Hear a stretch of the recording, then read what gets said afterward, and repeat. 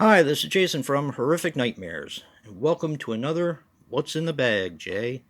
Now, this is the segment where I pick 6 movies from my collection that I haven't watched, write their names on a piece of paper, throw them in the bag, draw 2 out at random, and do 2 reviews. Now, returning from last week is Boo. Summer of Fear, The Evil Within, He's Out There, and I'll explain that one in a minute. And making its debut is The Curse of Buckout Road. It has Danny Glover in it. And Dark Light. Now, my friend Jack is no longer making videos, which really sucks. So I decided to keep this in here as a tribute to him, even though he said it was garbage. But I figured I'd watch it if it came up and give him my thoughts on it. Alright, let's see what we got here.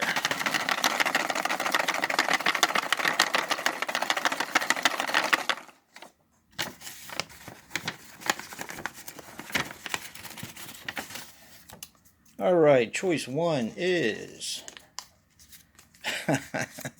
He's Out There. Alright. Jack's putting a whammy on us, I think.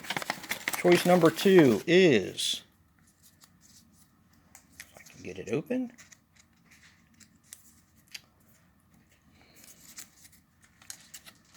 The Curse of Buckout Road. Now I'm going to sit these 2 aside while I sit all the other movies side by side by side, and take my trusty Freddy vs. Jason die, and we'll see what comes back next week.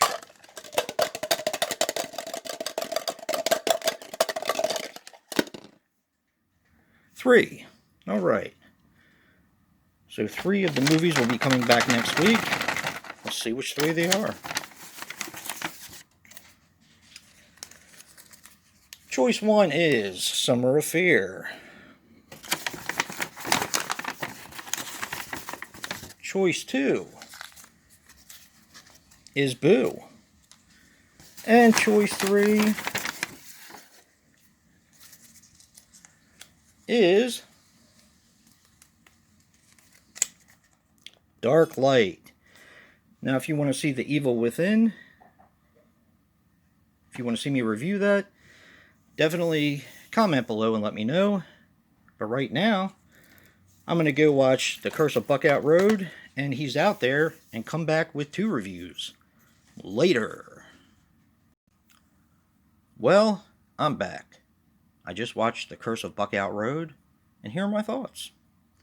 The Curse of Buckout Road, also known as Buckout Road, is a 2017 film which runs approximately 97 minutes and is written and directed by Matthew Kuthi Holmes.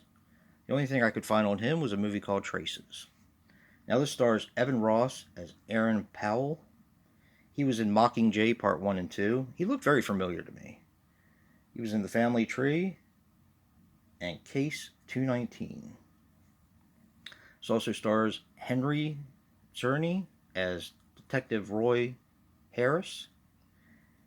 He was in After Alice, Cement, and The Ice Storm.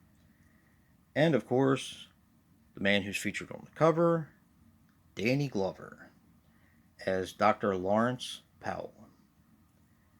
He was in, of course, Lethal Weapon, all the Lethal Weapon movies, Saw, and Predator 2.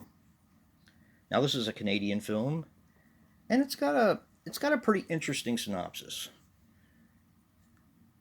The synopsis is there is a cursed road in Westchester, New York, called Buckout Road. Apparently it's real. And although I don't think they really portrayed it right from what I read about Buckout Road, this takes place under an old dead tree for the most part. Now, Danny Glover, of course, plays a psychiatrist whose grandson, after his parents are killed, comes back to live with him after getting out of the Navy. He befriends some people who are having horrible nightmares about things happening on Buckout Road.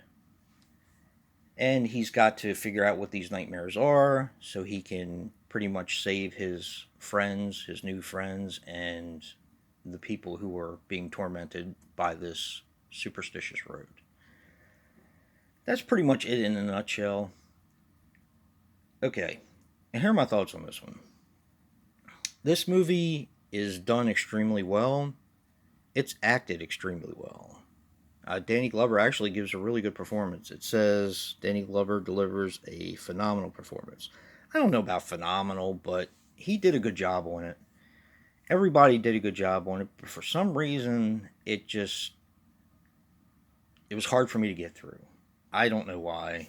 Yeah, it was hard for me to get through, and it's not really that long. I mean, 97 minutes is not really that long of a movie, but yeah, it was just hard for me to get through. I don't know whether, I don't know. Maybe I was tired. Maybe I just wasn't in the mood for like a ghost story kind of urban legend type movie, but I don't know. It just like I said, it was hard for me to get through. But if you like ghost stories, if you like movies about urban legends and stuff like that, this is definitely the movie for you. Like I said, it's done extremely well. It's acted extremely well, and the effects in it, while some of them are CGI, they really aren't that bad. So, can I recommend it? Sure, for people who like those type of movies. If you're not really into those type of movies, you might want to skip this one. And I'll be back in a few with the second review. Well, I'm back with our second review, and it's the one that everyone's been asking about. He's out there. Now, I may have misquoted Jack a little bit by saying it's garbage, but I don't think he was impressed with where this one went. Now, this is a slasher movie, of course.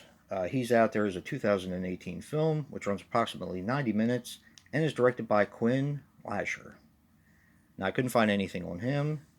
This stars Yvonne Stokowski as Laura. She was in Angel of Mine, The Predator, and I, Frankenstein. It also stars Anna Panowski as Kayla and Abigail Panowski as Maddie. They're two sisters who've been playing in similar movies. Of course, Anna Panowski was in Bad Therapy and Light of My Life. She was also in some TV. She's the younger one, so her career is just getting started. Her older sister Abigail was in The Rest of Us, The Midnight Man, and Arrival. Now, this is a Canadian film, and it grossed in movie theaters $544,674, and it was originally titled Scarecrow, and was written in 2014. Apparently, this script was written and it won an award for the best script that was never turned into a film, which I didn't even know that was a thing, but apparently it is. I really enjoyed this. This is, like I said, is a slasher movie, but it doesn't have a big body count. So if you are a slasher fan who likes a big body count, you might want to skip this one.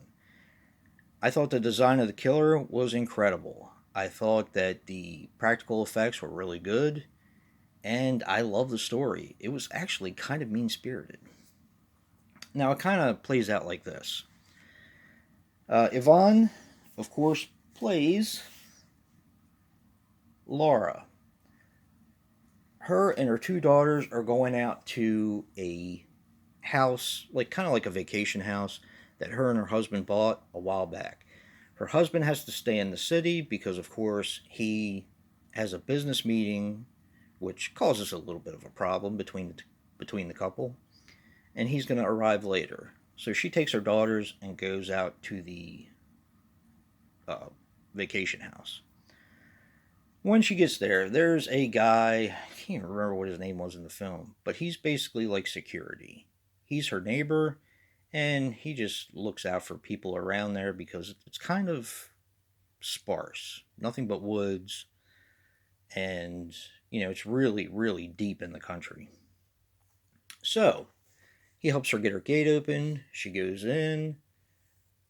The children are playing outside, and all of a sudden they find red yarn, which leads them into the woods. Of course, being kids, they follow the red yarn. I'd like to tell you what they found, but I don't want to. I want this one to be a kind of like a surprise. Like I said, this one is a little bit on the mean-spirited side, but the synopsis of the story is the mother and the two daughters are stalked by a killer in the woods who wears a really cool mask and is really not different, but brutal, I guess is what I should say. Even though there's a few kills, there's a few kills. And they really, they're really impactful, I would say. Now, I wasn't really expecting much because, like I said, Jack was a little disappointed in this one. And I really have to say that I loved it. I thought it was a great, great movie. Now, I found this at the Dollar Tree. So if you do find this at the Dollar Tree, you're a horror fan or a slasher fan, pick this one up. I think you're actually going to like it. Like I said, the body count is low, but I really enjoyed it. So take that for what it's worth. And don't forget to vote for the one that didn't make it. And if you like what you see in here, hit that like button and subscribe. And until next time, peace.